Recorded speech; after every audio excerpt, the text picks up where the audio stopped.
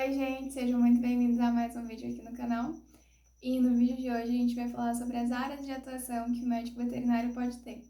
Bom, eu acho que um dos principais interessados nesse vídeo possam ser aqueles que ainda estão na época ali de vestibular, decidindo o que eles vão fazer.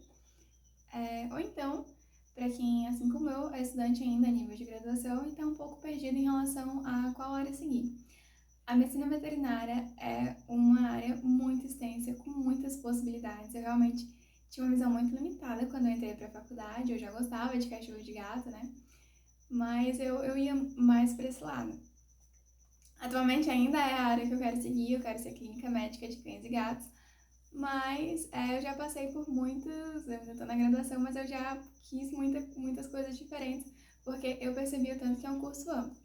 E como primeira categoria, digamos assim, de possibilidade, a gente tem a clínica médica de pequenos animais, que é o mais comum de todos, né? Aquele veterinário que trabalha ali no consultório, atendendo de forma mais geral os cães e gatos.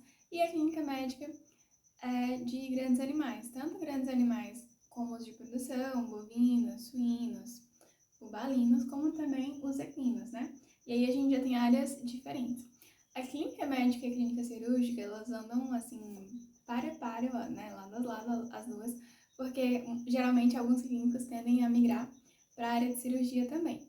Hoje em dia, as coisas já evoluíram bastante e dentro da clínica médica a gente ainda tem subespecialidades. Então, nos grandes centros já é comum a gente encontrar veterinário cardiologista, endocrinologista, veterinários que atendem apenas cães, apenas gatos, porque até isso gera um certo estresse na clínica, né, quando você tem ali as duas espécies.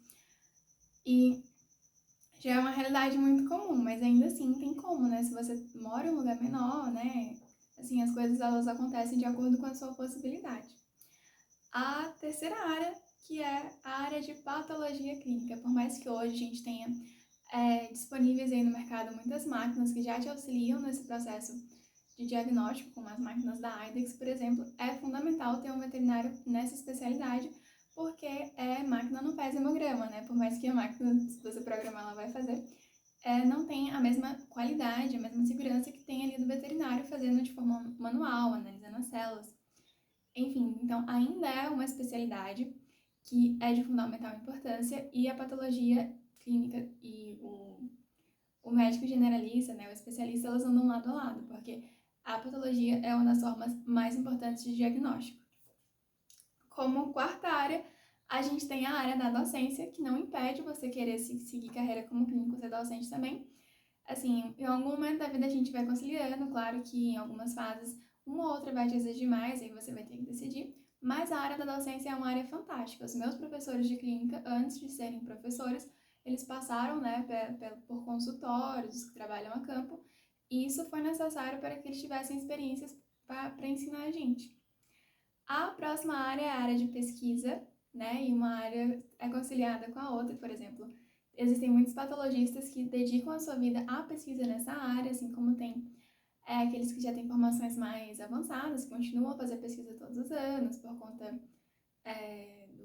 não é nem do diploma, mas do título, né, digamos assim. Mas é uma área fundamental. A gente sabe que a ciência não sobrevive sem a pesquisa e é sempre necessário a gente estar atualizado com o que vai acontecendo. Né? Então, no meu caso, por exemplo, por mais que eu queira o mais básico, que é a clínica, que assim é o que passa na cabeça de todo mundo quando fala em veterinária, eu sei que eu tenho que sempre estar me atualizando, porque as coisas elas vão mudando, eu tenho que buscar sempre oferecer o melhor para o meu paciente dentro das possibilidades, tanto que eu posso oferecer como que ele pode arcar, digamos assim. E a pesquisa entra como uma base fundamental aí, tanto para outras alternativas de tratamento, como também na descoberta de novas doenças, entre várias coisas. A próxima área é uma área que já me interessou muito e confesso que eu ainda fico um pouco balançada, que é a área de saúde pública. O médico veterinário, ele é um profissional da área de ciências da saúde, né? Por muitos anos, a veterinária foi vista apenas como uma área das ciências agrárias, mas a medicina veterinária hoje, ela se encaixa também nas ciências da saúde, uma vez que as zoonoses, elas são, assim, elas vêm crescendo bastante devido à relação entre os homens e os animais. Na saúde pública, o veterinário pode trabalhar tanto no NASF, que é no Núcleo de Apoio à Saúde, Família e Comunidade, exercendo as visitas domiciliares com o pessoal, né, com os fisioterapeutas, com o médico, o enfermeiro, como também no centro de zoonoses pode trabalhar no mapa também como veterinário concursado, que entra também nessa questão da vigilância das doenças, principalmente algumas doenças que têm um caráter mais importante, digamos assim, como é o caso da raiva, né? E também alguns órgãos públicos. A próxima área de atuação do veterinário é a área de responsável técnico. Muita gente morre de medo dessa área, mas assim, se a gente for pensar, você é sempre responsável em tudo que você vai fazer, né? Lá, o patologista, toda vez que você vai assinar o exame, você é responsável por ele. Então, assim, caso tenha alguma coisa errada, é o seu nome que tá ali, ainda mais um jeito de uma consulta, né? Aquele tratamento se não for melhor, ou se você agiu com imprudência, imperícia, é o seu nome que tá ali. Então, assim, a gente tem que desmistificar um pouco disso. E a gente tem várias opções de responsável técnicos, não só do laboratório, como também da clínica, de algum matadouro, algum abatedouro, né? Porque a nomenclatura mudou, a gente fala abatedouro agora. Como também, por exemplo, de um zoológico, ou então de algum lugar que envolva ali a presença dos animais. Você atuando como o médico veterinário que é responsável pela sanidade daquele ambiente. Uma área que tem crescido bastante ultimamente é os pets não convencionais, os animais exóticos, porque as pessoas têm hábitos diferentes agora, né? E é uma área que vem crescendo. A gente tem em alguns lugares, principalmente nas capitais, nas cidades maiores, clínicas especializadas apenas nesses animais, mas que também atendem os mais comuns, que é o cachorro e o gato. Como também veterinários que atendem a domicílio, é uma possibilidade também. Então, os veterinários que trabalham com espécies exóticas, existem uma formação específica para isso, né? A gente cursa graduação, mas atualmente já existem algumas pós-graduações, né? Que podem te dar, assim, um respaldo melhor para trabalhar com isso. Eu gosto bastante de acompanhar o pessoal da Exotic Vet.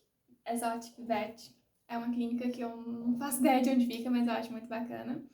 Tem o Luiz Guaraná também, que é um veterinário que é da área de exóticos, ele é um profissional incrível, gosto muito do trabalho dele, espero um dia estagiar, mesmo querendo, né, o mais comum, eu gosto muito de animais diferentões, né, sempre gostei muito de aves, no começo da faculdade, no primeiro ano, eu jurava que queria ser uma ornitóloga, queria lá, que nem um cara lá do Rio, né, que fica com um burro, enfim, né, coisa de nerd, gente, mas gostava muito dessa área. Ainda gosto, apesar de ver outras possibilidades. E é uma área que ainda, por mais que tenha crescido, ainda falta bastante, né? Porque, por exemplo, aqui onde eu moro, creio que não tem uma clínica que realmente cuide de aves. Uma vez eu até conheci uma colega minha, né, que falou que o papagaio da mãe dela acabou morrendo porque não tinha nenhum lugar que tratasse dele.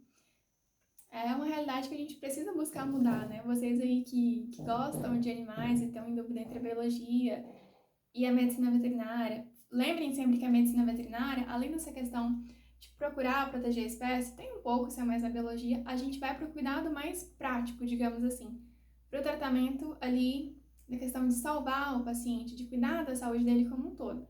Isso é muito mais função do veterinário do que do biólogo. Nós temos também uma das áreas que é fundamental, é responsável por grande parte do PIB do nosso país, que é o agronegócio e a produção animal. Você pode trabalhar como responsável técnico nas fazendas. Tem a área de inseminação artificial, que fica já para o rumo de grandes, né? E, assim, existem muitas possibilidades. Como gestor da fazenda também, por mais que o administrador também possa trabalhar, o veterinário também atua nessa área. E, por último, eu coloquei como inspeção de produtos alimentícios. Gente, eu fico olhando pro papel porque eu esqueço muito das coisas, então por isso que eu fico olhando, sabe? Por mais que eu treine, eu esqueço. Então, é uma dica aí pra você andar sempre com sua fichinha. Pelo menos eu gosto muito. Enfim, então, o objetivo desse vídeo realmente foi ajudar quem tá em dúvida do que seguir ou o que o veterinário faz. Claro que eu não falei, assim, nem a metade das possibilidades que existem na medicina veterinária, né? O mercado, ele vai se modificando com uma velocidade muito incrível, a gente tem que estar se adequando a isso. No mais, o vídeo foi esse. Eu espero mesmo que tenha ajudado alguém. Se você está em dúvida em escolher a medicina veterinária ou alguma outra área que fique no rumo das ciências biológicas, né? Eu aconselho muito. É uma profissão incrível, mas assim, as profissões se complementam, né? Para poder o veterinário atuar lá como responsável técnico ou então como não sei, lá, veterinário de animais exóticos, é preciso trabalho do biólogo, tanto em projetos como é o caso do Projeto Tamar, como também na preservação ambiental, na questão do tráfico. Assim também como profissional de oceanografia, ele exerce um papel fundamental em relação ao mapeamento das espécies e tal. Eu acredito que seja isso, gente, não tenho certeza dessa informação. E o geógrafo também entrei, então assim, as profissões, elas, querendo ou não, elas se complementam, né? É como se fosse a grande teia alimentar das profissões, cada um tem a sua importância. No mais, o vídeo foi esse, eu espero mesmo que tenha ajudado alguém. Se você gostou do vídeo e do conteúdo Se você gostou do vídeo e do conteúdo que eu produzo por aqui, por favor, não deixe de deixar o seu gostei, de se inscrever no canal. E é isso, um beijo e até a próxima.